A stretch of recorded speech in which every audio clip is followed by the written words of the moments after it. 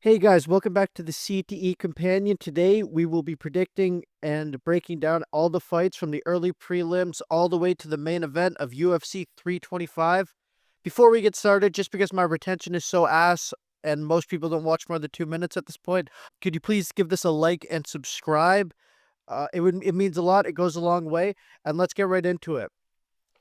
Opening the event, the opener of the early prelims, Aaron Tao versus Namsarai Batbayar.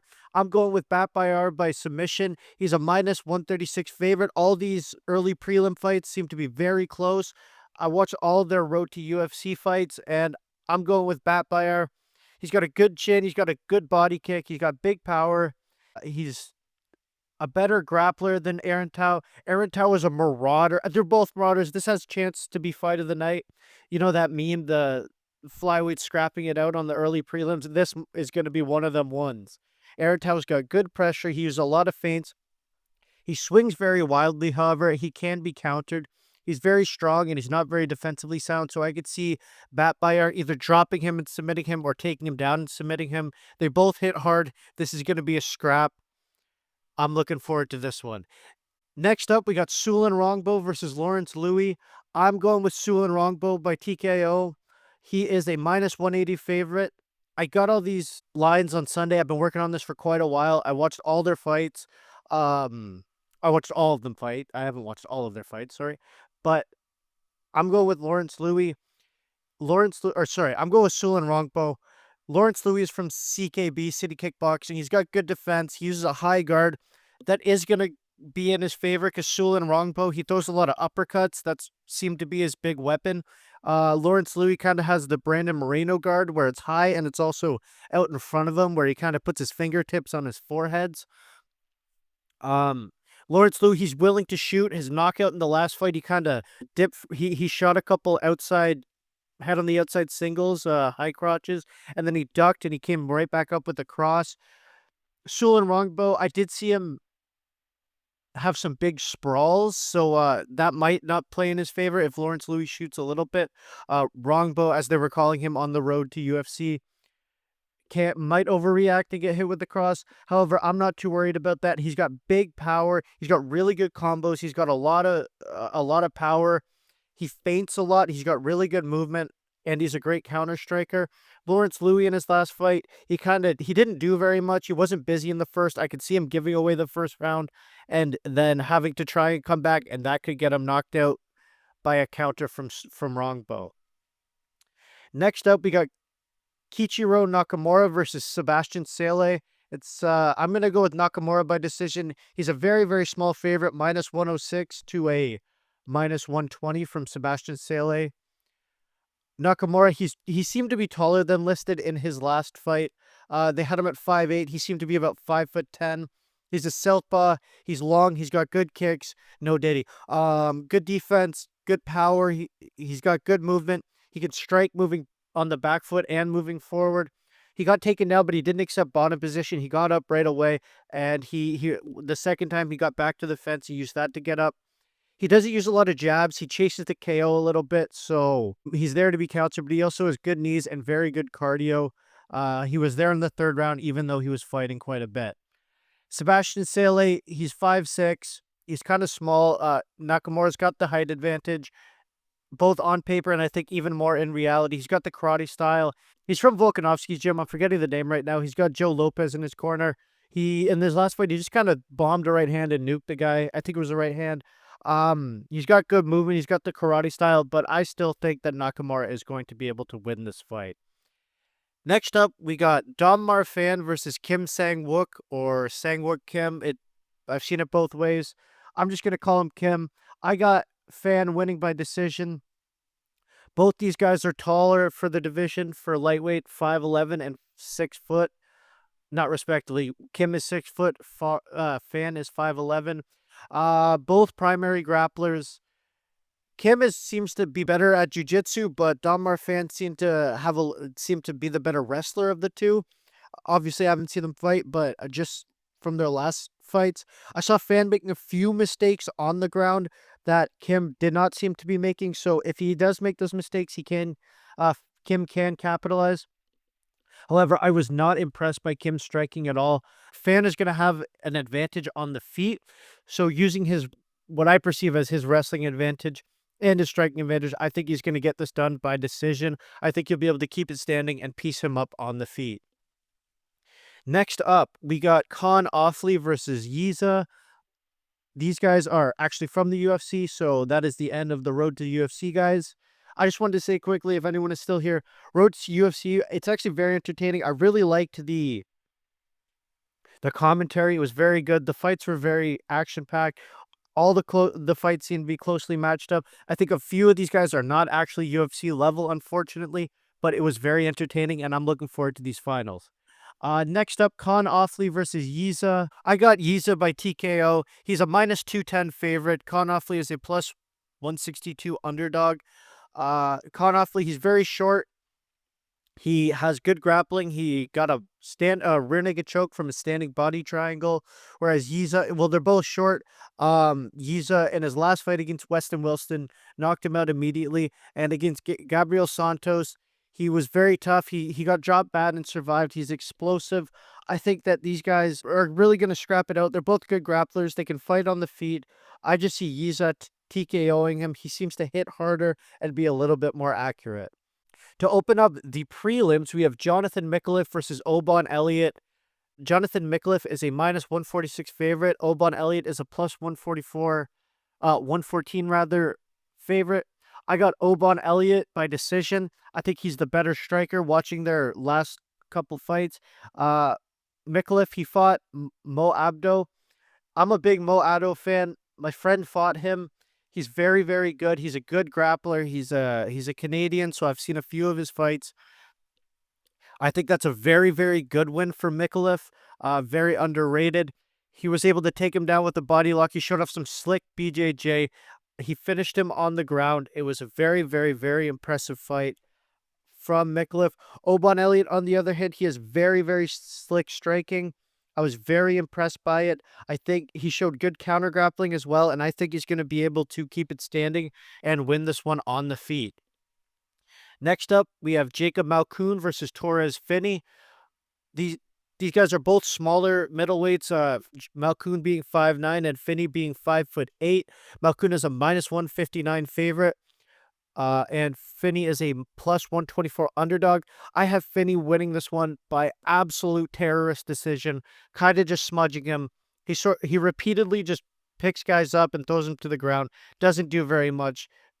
Not even a lay and pray because he lets them back up. He just takes him down over and over and over again. A little bit of Marab. He's 5'8" in middleweight. He looked to be about 200 pounds. He is massive, very strong. Malkoun seems to be a little bit chinny. He's also a grappler. I think that Malkoun is going to have the advantage on the feet, though. He throws better combinations.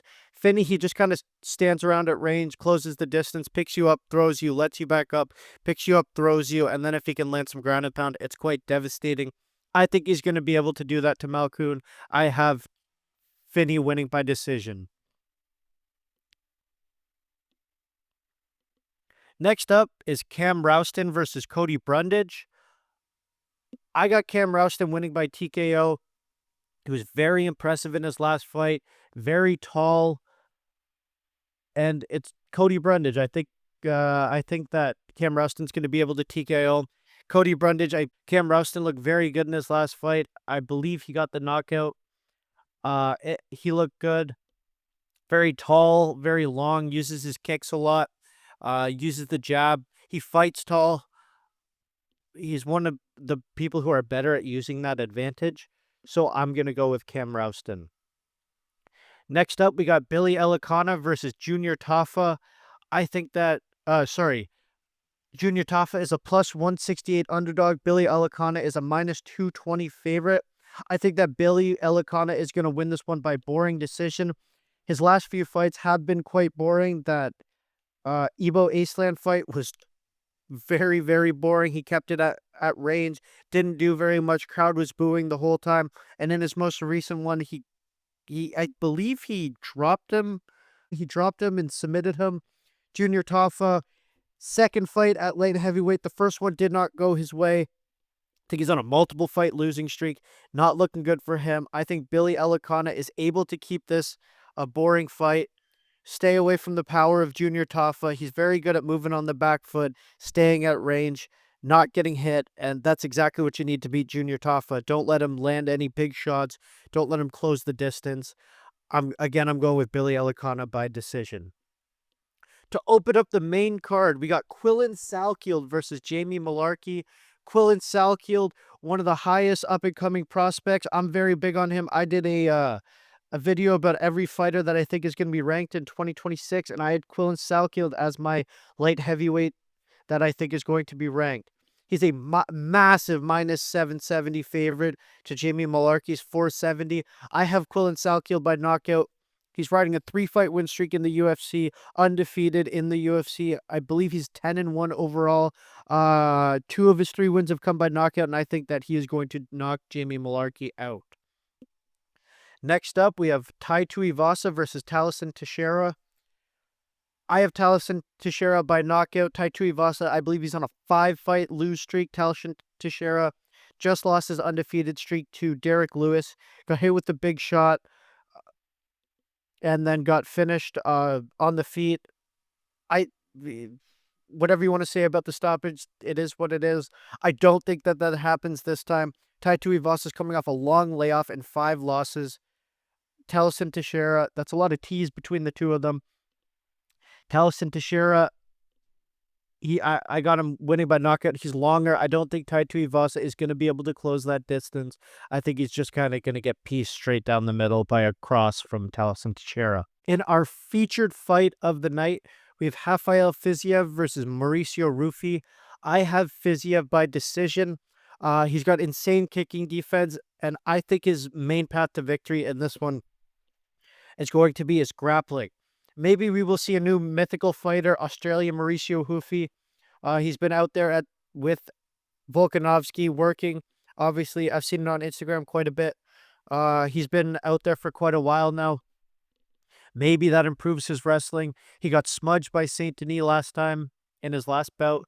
Got finished by him. Fiziev, not the grappler that Benoit Saint Denis is, but 10 times the striker that Saint Denis is. I could see this one actually being a little bit boring. I'm very excited for it, but I could see this one being a little bit disappointing, a little bit technical on the feet, and then Fiziev mixing in the wrestling to win this fight. Hoofy's gonna need to pick up the pace on this one if he's gonna get the win. At range, I could see Fiziev landing those big kicks, just being defensively solid, and then countering Hoofy off a kick with the takedown. In the co-main event, we have Pure Violence, Dan Hooker versus Benoit Saint Denis. Dan Hooker is a plus 220 underdog. Saint Denis is a minus 295 favorite. I'm going to go with Benoit Saint Denis. I think he gets it done in the second round. I think he's going to submit Dan Hooker. Dan Hooker, incredibly tough. Benoit Saint Denis, incredibly tough. 2 marauders. I think that this one will be fight of the night. Absolute chaos, absolute violence. Saint Denis is going to land. He's going to look for that big left kick up the middle. He's a southpaw. Dan Hooker is going to want to get in close, land some elbows, land some knees, make it dirty, land his combinations, tough it out, and make this a war. I think Saint Denis has a big wrestling advantage, big grappling advantage. I'm not as high on Dan Hooker's grappling as some other people are. I know he likes to jump the guillotine. His grappling looked really bad against Arman. I mean, Arman fully spun around to get out of the guillotine, and Hooker just didn't take the back for some reason when he had a whole half a second to take it. I'm not very high on the grappling of Dan Hooker.